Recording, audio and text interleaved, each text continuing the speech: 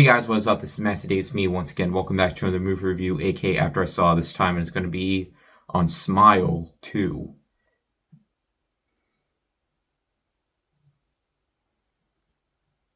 I'm sorry, I don't know why I did that, but yeah. But anyways, we follow a very popular singer named Sky Riley, played by Naomi Scott, who has been going through a lot of troubling events after a car accident. She's just trying to get past it, but of course, the deadly disease that causes her to go insane and seeing a bunch of smiling people come towards her and eventually going to attempt to kill herself later on is out to get her. And of course, she slowly loses her mind until she finds out exactly how she can get rid of this entity that is living within her. And of course, it basically has the same storyline of the first one, just told by different characters. Though this one definitely has kind of a similar vibe to another movie, specifically an anime film. That anime film being Perfect Blue, which has become a cult classic throughout the years, and rightfully so. It's a great movie, which also involves a famous singer going through a lot of sanity in her mind. So, yeah, you could say that, it's very similar to that, though has kind of a different style. I mean, both movies have, horrific feels to them, though this one is a full horror film. And I was actually kind of nervous at first because while the same director was going to be behind it, because, the first Smile made a good amount of money, and originally that film was just supposed to be straight to streaming. But of course, because it surprisingly did very well at the box office, it would be right to, give it a franchise of its own, though. Of course, when it comes to, horror sequels, it's really hard to get those right. Like, seriously, it is really hard to get those right, though there have been a lot of franchise revivals of popular classic horror franchises that actually managed to work. One of them this year being Alien Romulus and The First Omen, which were surprisingly really good. And this film, I also think, is surprisingly really good. In fact, I think this movie definitely does things better than the original. For one thing, I like the protagonist in this movie a lot more, and the way she goes through her sanity throughout was...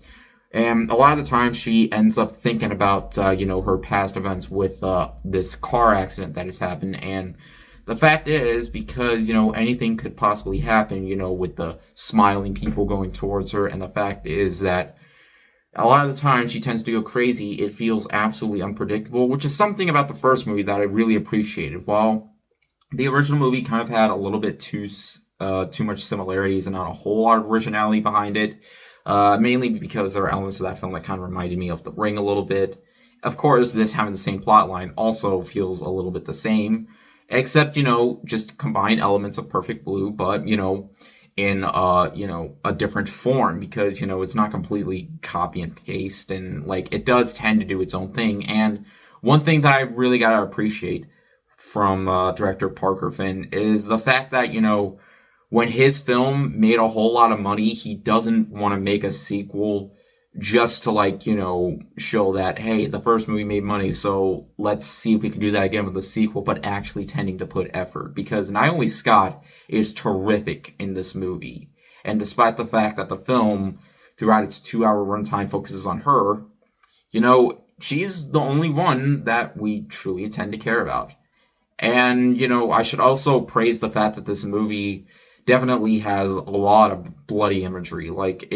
I haven't seen the first movie in 2 years since I saw it in the theater. I probably should have. I don't know. It was kind of hard for me to watch the first movie again due to the fact that a cat dies.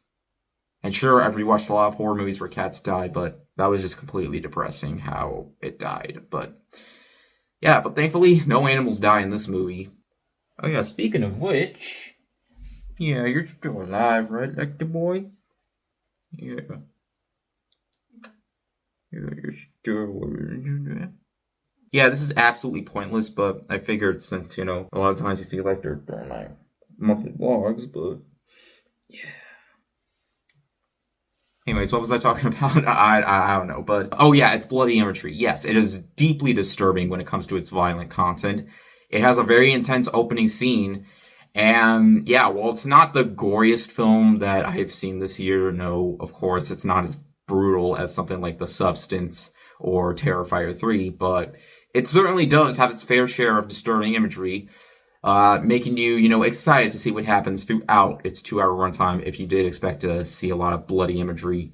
And there's this one scene, you know, where she does go insane. Like, there's this one part where she's like, where a bunch of like people who are supposedly fans of her are just like, you know, hiding out in her like area and just trying to go after her.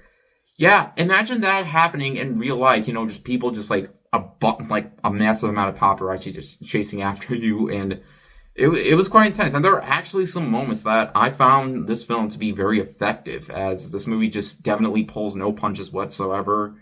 And the fact is that, you know, this movie just, there's not a heartwarming scene. There's not a single time where, you know, it gets all, you know, deep with any, you know, characters, you know, together and all that. No, this movie, it is completely mean spirited, and anything can happen to anyone in the most grisly fashion possible. So, yeah, that's definitely something to praise about. But sometimes when it does get to, you know, its 2 hour runtime, it definitely does feel that way sometimes. I know that's the same with The Substance. It was more than 2 hours long, but there are often times where, you know, I feel like, you know, it wasn't just about the violence.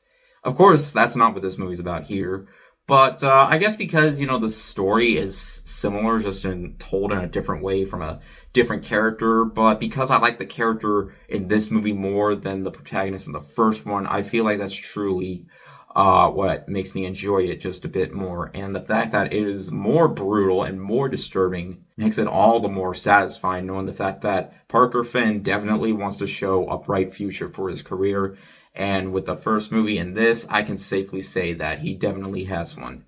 And in the end, guys, Smile 2 could have just been another dull, generic horror sequel that was simply made just because the first movie made money. But no, he actually wants to put effort into this. Everybody's great. I should also praise the fact that, you know, Ray Nicholson, who is the son of Jack Nicholson, that's right, Jack Torrance from The Shining, also appears and is also one of the smiling guys. Oh yeah, and I should also mention the smiles themselves still from time to time do tend to be creepy, because sometimes it can be hard for that. You know, just, you know, you know, the first movie could have just been ridiculous when it came to its smiles and just came off as just kind of cheesy, but no, right here I feel like they're just as effective. But yeah, I don't really know what there is else to say. It's just, you know, by the end of the film, this movie gave me, well, you know what the title says.